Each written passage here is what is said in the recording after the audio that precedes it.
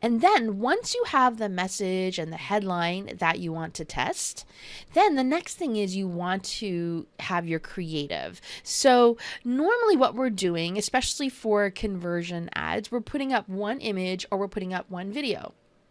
And I have a couple of different ad examples here for you.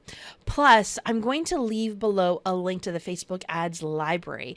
If you sign into Facebook, this is a link that you can go to at any time, and you can type in people's Facebook pages and it will pull up and show you all the active ads that they have running. One note though, and again, this is, I think this is a pro tip because pros usually understand this, is just because it's running in the Facebook ads library doesn't mean it's doing well for them. Okay. So just keep that in mind. You may see all these ads and think, wow, I can model these ads. You can. Number one, these ads may not be working for them, so you don't know how effective the ads are. Number two, remember that the ads are going to a very specific audience from a very specific page, and you don't know what the audience is behind there. So just follow that with caution. However, it's very helpful to be able to do some homework on your competition or do some homework on what other people are running in your space. So I have here a couple different ads. I've gotten a short one, I've got two longer ones here, and one's an image and one's a video one.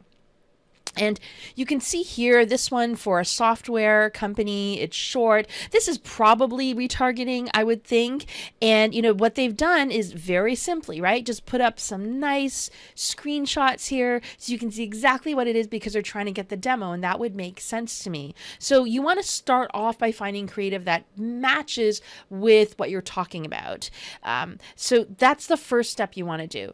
The next thing is, if you notice, the ads that I pulled up here really aren't designed. I mean, this one is very much designed, and that's fine, but I do find that ones that are designed don't do as well. At least that's my experience. I prefer to come up with images that look more natural, that don't have text on top of it and a lot of other different fancy stuff on top of it. If you do want to put text on top of it, just note that there is something called a 20% rule. So what that is Facebook wants the text to only comprise of 20% of the image, and words in logos count as well.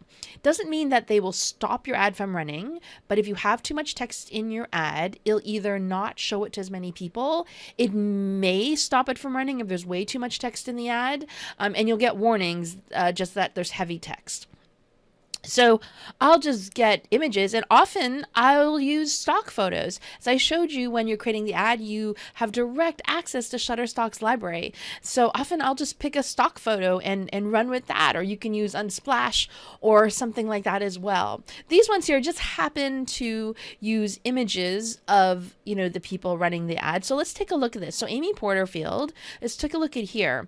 There's no overlay on it, which is what I like. Another thing I like to do is I like to incorporate in different design principles. So one design principle, and Justin Brooke has said this many times as well, is that the human eye is attracted to diagonal lines. So I like trying to make sure there's some type of diagonal line in the image.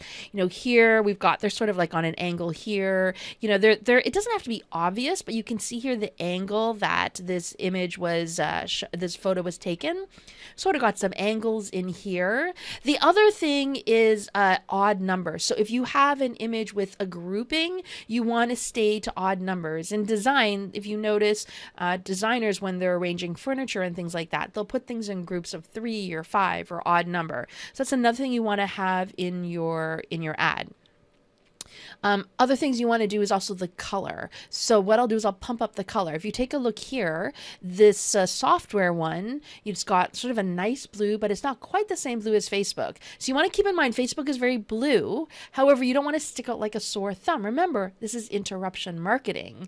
So you don't want to stick out too much like a sore thumb so people go, oh, there's an ad, and then they just move past you, right? So you want to kind of blend in yet stick out. So don't do this, red frames around things, and that doesn't work anymore. So you want to be a little bit more clever, and one of the ways is to put in contrasting colors, is to pump up the picture with the contrast. So this is sort of nice where it's got the blue and it's kind of popping here, or her yellow pops out. Those are some things you want to keep in mind as you're creating creatives.